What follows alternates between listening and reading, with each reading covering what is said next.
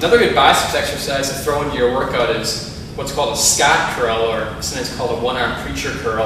And with this exercise, what you're doing is you're using the back of the bench to create a firm surface that you can't really move against. And so that's, if you have problems in other lifts with your elbows always moving when you're doing these bicep curls, this bench here allows you to kind of lock that position in place. Then all I have to do is go down and then come back up with it. So it's a pretty easy lift to do because you can't really cheat with it too much.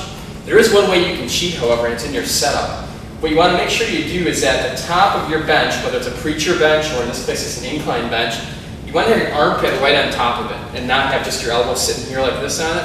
When I'm sitting like this and doing it, it's really easy for me to kind of move my body around or to hunch my shoulder up and things like that. So make sure you're sitting right down on top of it, get down nice and low.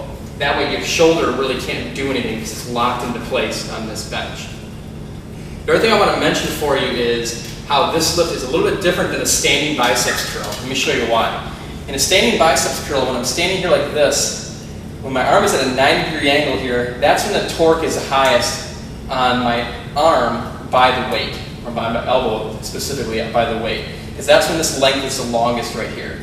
In a Scott curl here, it was 90 degrees when I was doing a standing biceps curl, but here, when my arm is parallel to the ground, you can see I got a larger than 90-degree angle here, which means that my biceps gets worked a little differently in a lift like this than it would, say, a standing biceps curl, because now all of a sudden the resistance, when it's highest on me, is at a lower, or at a greater angle, or lower dumbbell position than when I was doing a standing curl, which is more like this position.